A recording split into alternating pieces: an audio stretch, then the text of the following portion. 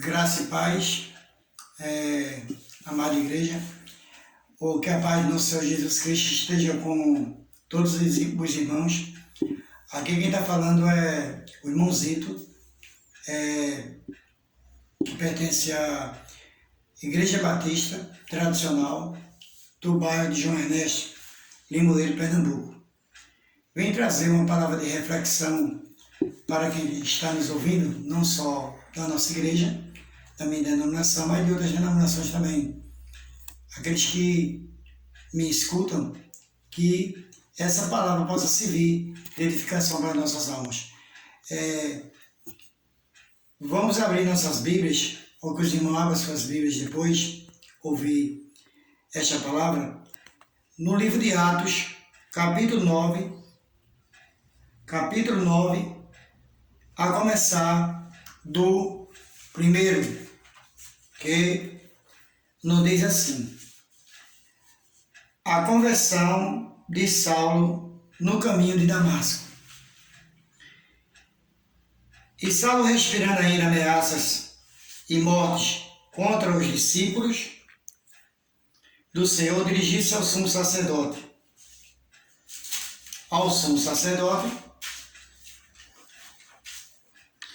E pediu-lhe cartas para Damasco,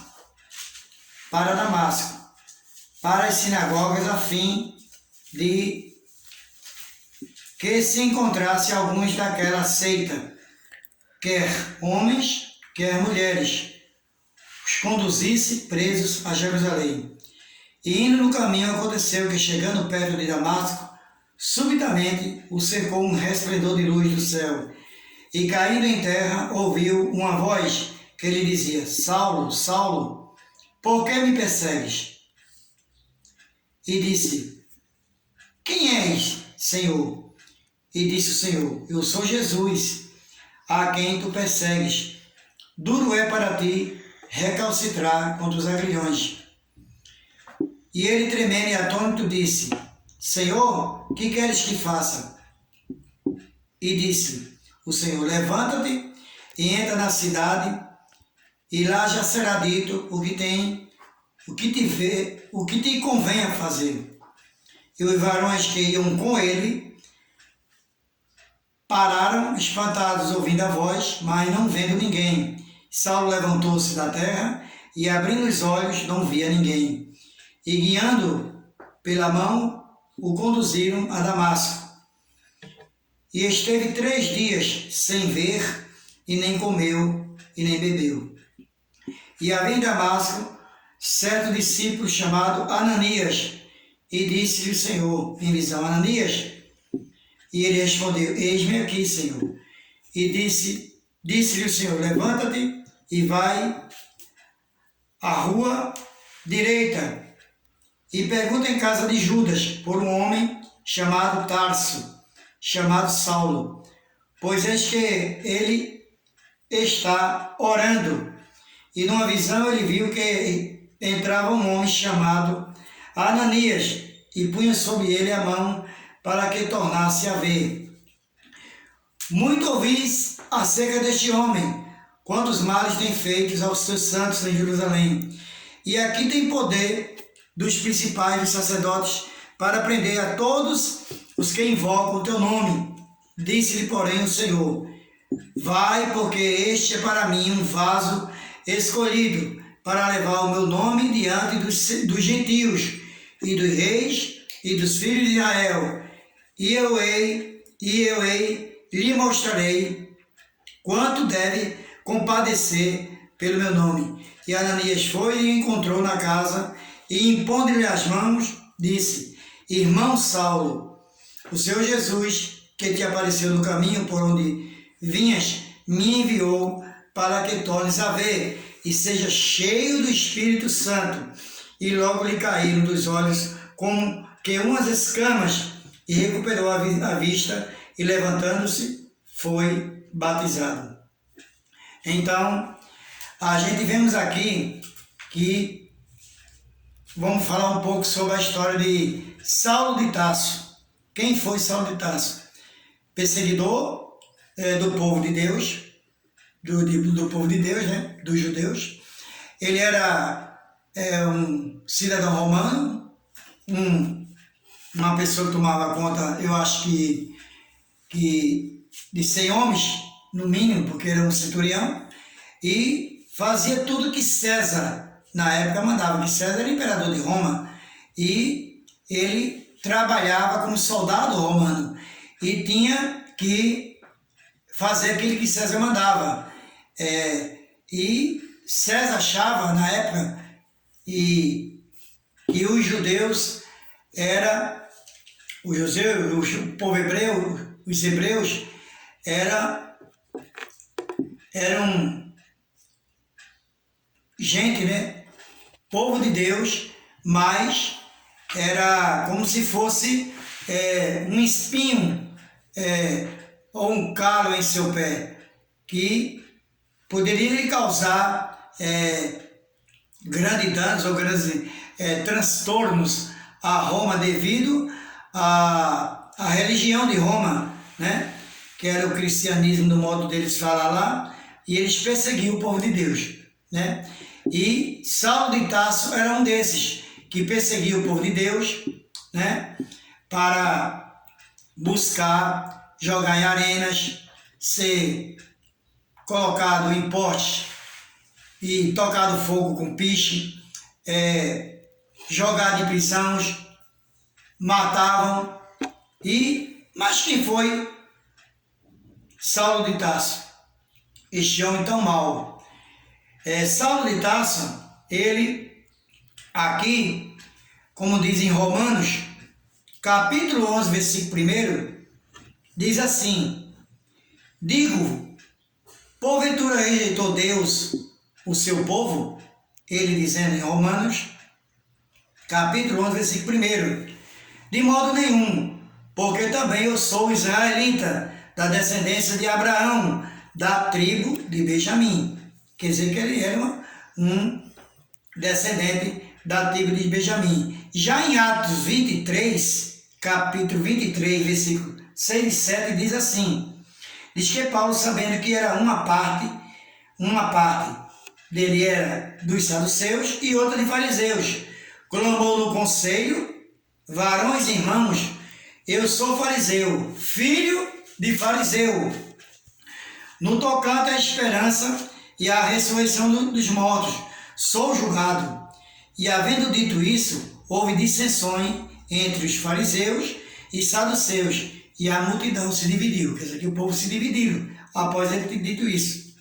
Mas Saulo de Tarso, ele foi ensinado, né? Ele falava o aramaico e conhecia muito a cultura grega, educado em Jerusalém, sob o ensino de Gamaliel, aos pés de Gamaliel. Quem foi Gamaliel? Gamaliel era o doutor da época, é como se fosse um mentor de uma faculdade hoje em dia, né? Uma pessoa muito estudada, que tem bacharelado, mestrado, vários graus de estudos, como um médico tem, estuda para ser médico cirurgião geral, mas às vezes ele tem 17 e 18 diplomas em várias áreas na medicina, né? Como médico obstetra, como cirurgião geral, médico que faz operação, cirurgia em coração, em rins, pode ser também médico pediatra de criança, dependendo de quantos estudos, né, ele estudou para aperfeiçoar-se na medicina. E não só aqui, mas fora do Brasil. Então, Saulo de Tarso tinha também esse conhecimento. E em Filipenses 3, 5 e 6, versículo, diz assim, circuncidado, diz assim, Filipenses 3, do 5, 6, diz assim: circuncidado ao 8º dia da linhagem de Israel, da tribo de Benjamim, hebreu de hebreus, segundo a lei, fui fariseu, segundo o zelo, perseguidor da igreja, segundo a justiça que há na lei, irrepreensível. Mas sabemos que, na verdade, Saulo de Tarso, ele ia ao caminho de Jerusalém, de Damasco, ao caminho de Damasco. E ele estudou ali em Jerusalém. E sabemos que ele ia buscar o povo de Deus para maltratar. E outra coisa, né? Antes, Saulo de Tarso, ele viu a morte de Estevão. Ele ficou sentado enquanto Estevão foi apedrejado. E o mártir, Estevão, o diácono, né, escolhido pelo povo, um homem cheio do Espírito Santo, nada fazia, só pregava a palavra de Deus limpa, sem colocar nada mais nem tirar menos, só pregava as Escrituras Sagradas, tudo que era correto diante dos olhos de Deus.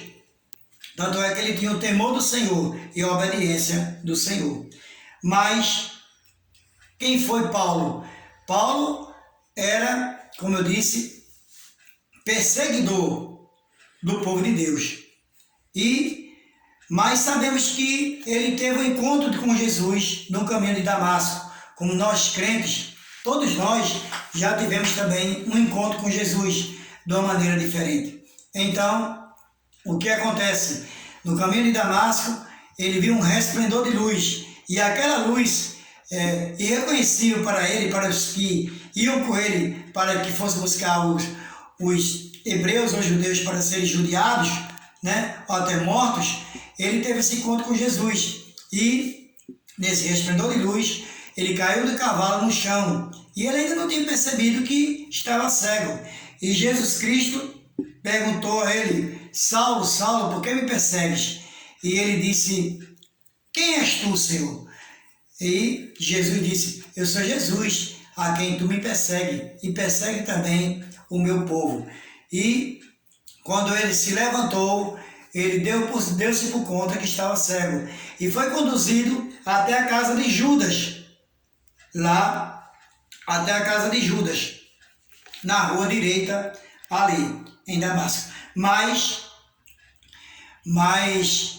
Deus tinha um plano na vida de Saulo de Tarso. Mesmo ele sendo um homem totalmente errado, Jesus Cristo já tinha escolhido os 12 apóstolos, né? Os 12 apóstolos, e isso foi após a morte de Judas, só tinha 11, depois, se eu não me engano, Tobias veio completar os 12, ou foi outro apóstolo, mas sabemos que Saulo de Tarso foi escolhido por Jesus por ser apóstolo, mas após a sua ressurreição, Jesus já estava ressuscitado, né?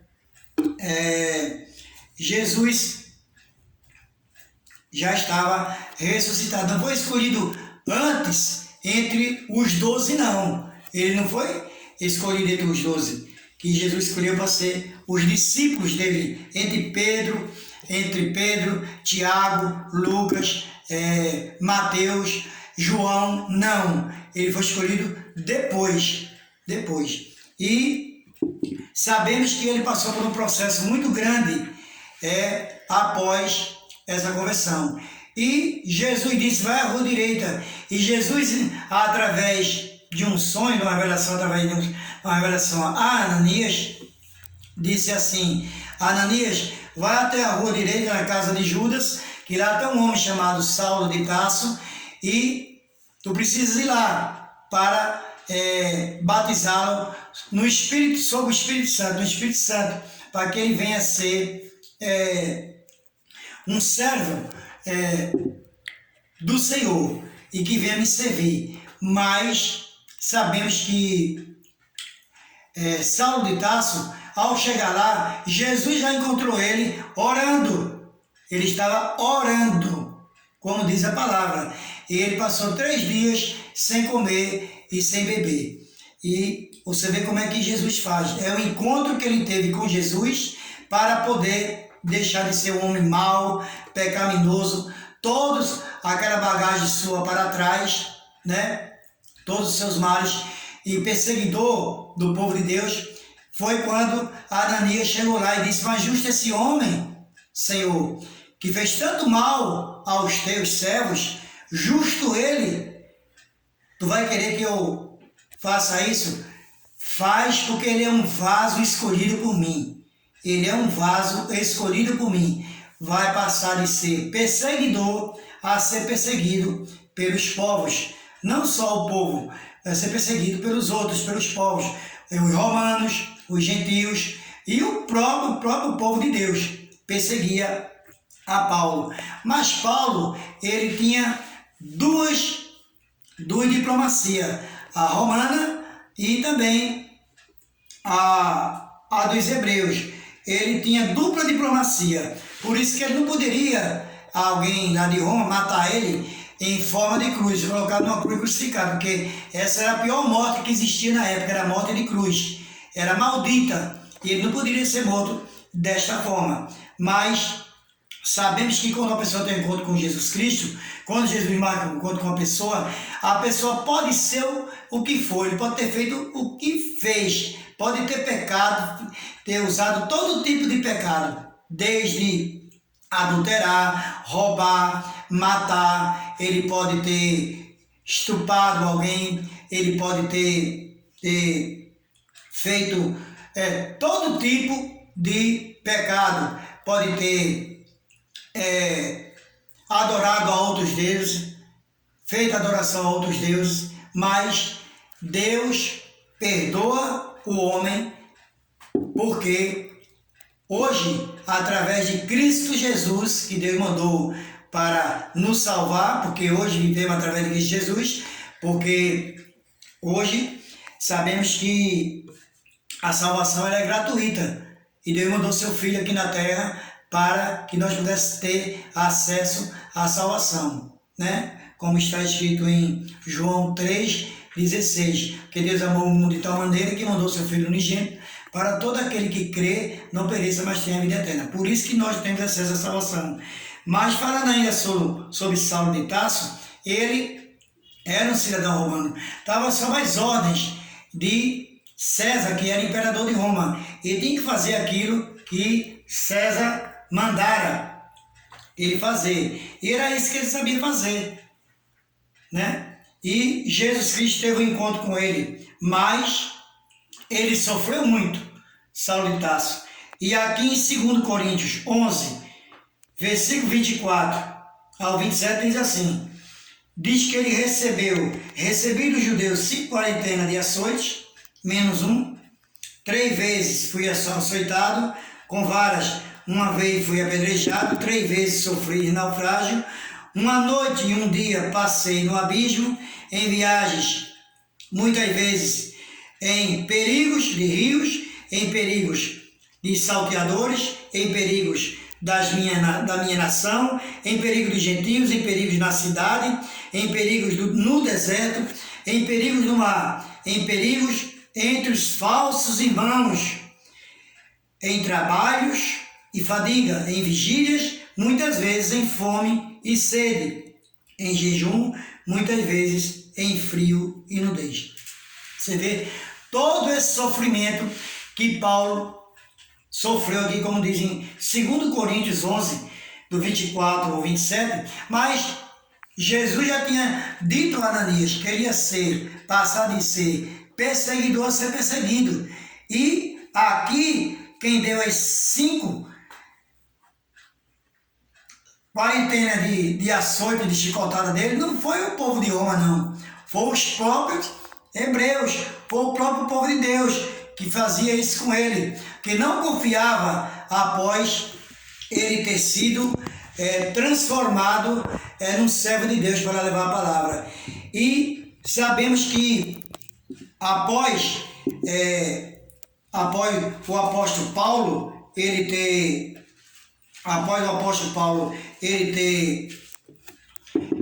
ter sido transformado, depois que Ananias o batizou sob o Espírito Santo, ele começou a pregar logo ali por Roma, e ali já foi contestado, perseguido, e tudo isso aconteceu com ele, mas ele não sabia.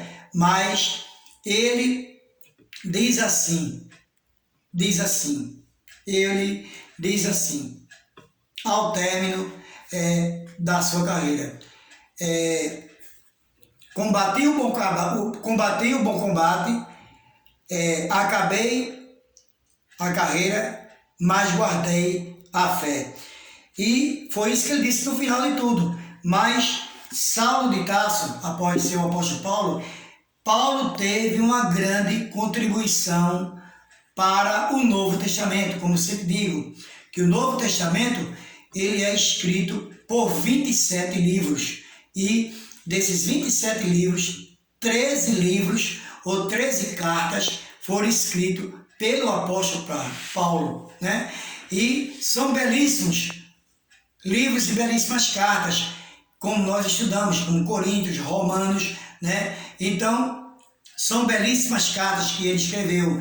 Ele escreveu quase a metade do Novo Testamento, porque se a Bíblia Sagrada, se o Novo Testamento tivesse 28 capítulos no Novo Testamento, e ele quase chegaria lá. Mas se tivesse 26, era metade.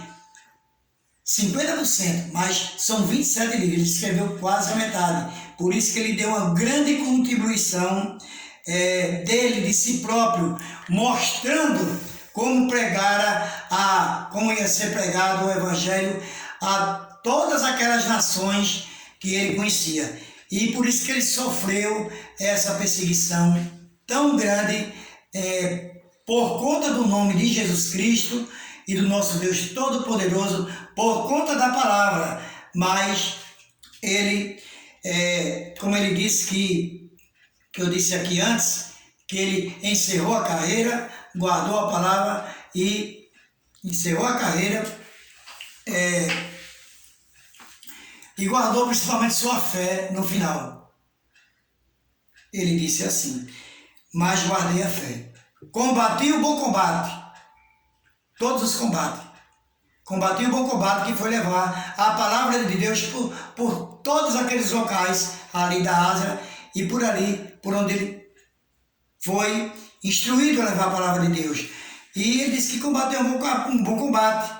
Guardou a carreira, que foi aquilo que ele fez durante seu tempo, mas guardou a fé em Cristo Jesus, nosso Senhor.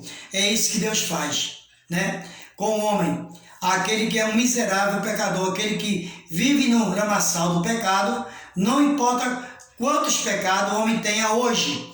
E sabemos que naquele tempo já era muito difícil, mas hoje nós temos muito difícil, porque perseguiam os judeus, era perseguido, o povo judeu era perseguido, e hoje nós temos uma certa liberdade de levar a palavra do Senhor, de pregar a Bíblia, principalmente aqui no nosso país. Nós não somos proibidos de pregar o Evangelho, de levar a palavra de Deus, a palavra de Jesus, e sabemos que nós temos assim, livre, nós somos livres para levar a palavra àqueles que querem escutar a palavra. E todo aquele que um servo de Deus bate a sua porta e abre para que um servo leve a palavra de Deus, para ele ouvir uma palavra do Senhor, é mesmo que está abrindo a porta para Jesus Cristo. E ele não sabe o quão bem eles estão fazendo em escutar a palavra de Deus. Mas Deus não quer que ninguém se perca. Como Saulo de Tarso antes,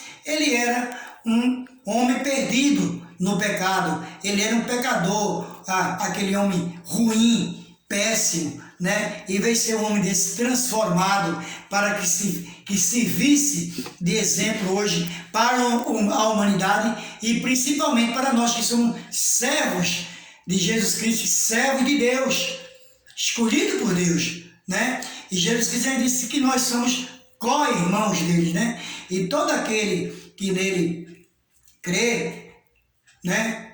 Nós não vamos perecer. E agora nós temos que sair, pregar a palavra e juntar as pedrinhas para poder ganhar o nosso galardão, que é aquele bilhete, o acesso à salvação para chegar até os céus. Mas só poderemos chegar até os céus se for através de Jesus Cristo, aceitando Ele como único e suficiente Salvador das suas vidas e fazendo sua vontade aqui na terra, sua vontade de ensinar a palavra, de pregar o Evangelho, levar o Evangelho a quem precisa, principalmente aqueles que ainda não aceitaram a Cristo como Salvador, que vivem aí no mundo, nesse mundo que jaz no maligno, que é o mundo que Satanás oferece, esse mundo aí no pecado. Mas nós temos a incumbência como servo de Deus de levar a palavra. E Saulo de Tarso, sabemos que após ser o apóstolo Paulo, ele fez tudo isso em prol do Evangelho. Sofreu muito, mas hoje ele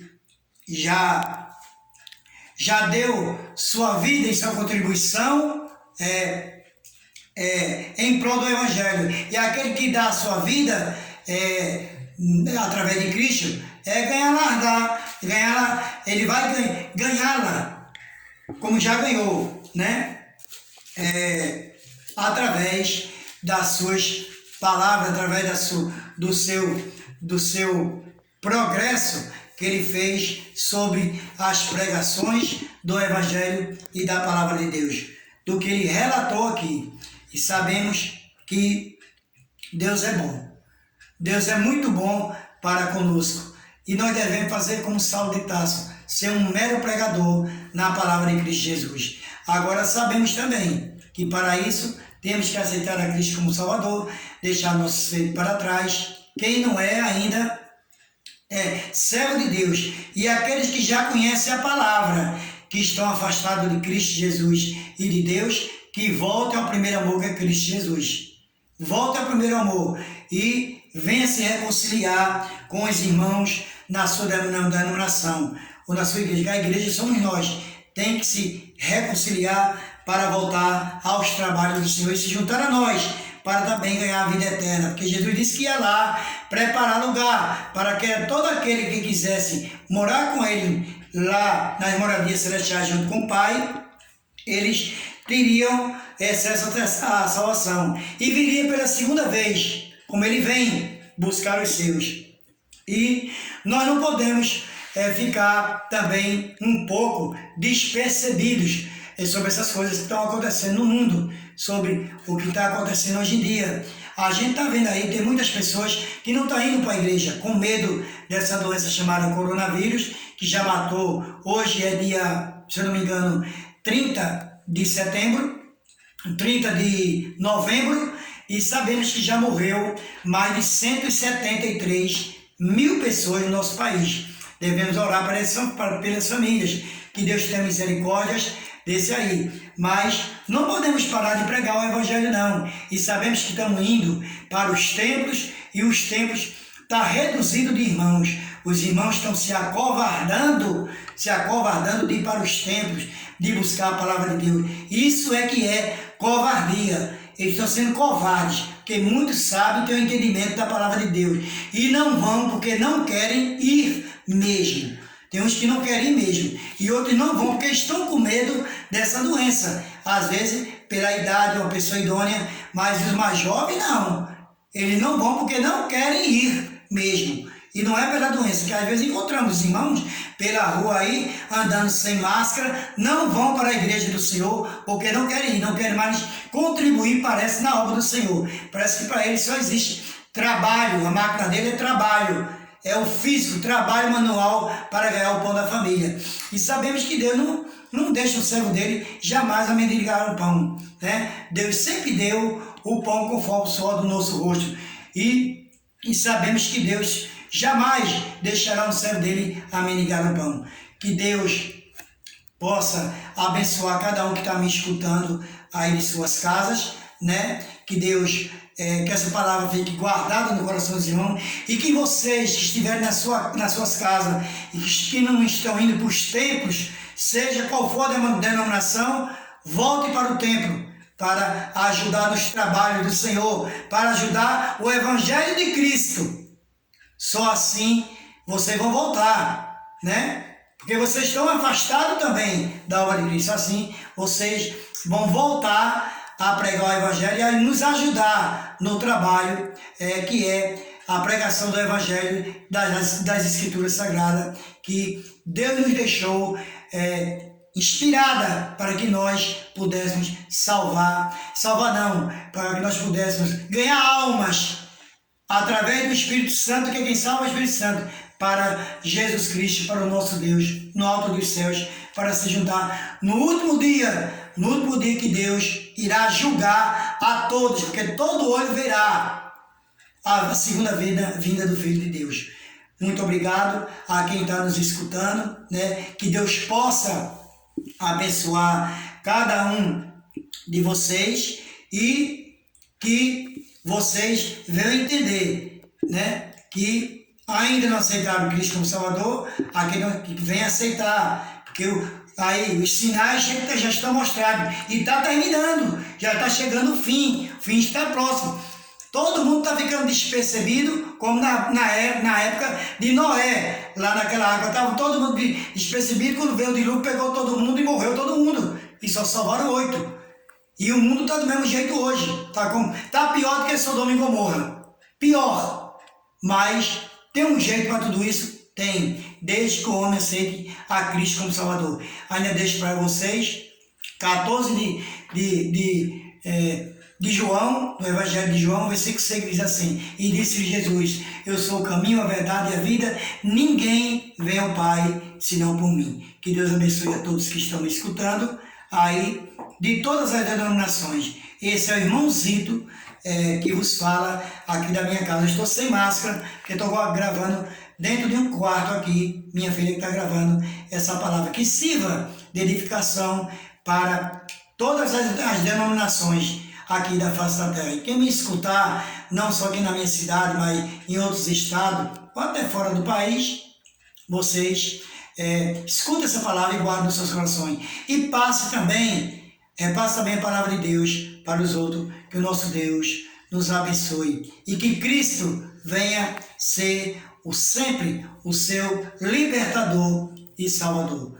Tudo isso eu já agradeço em nome de Deus e de Jesus. Amém, amém, amém.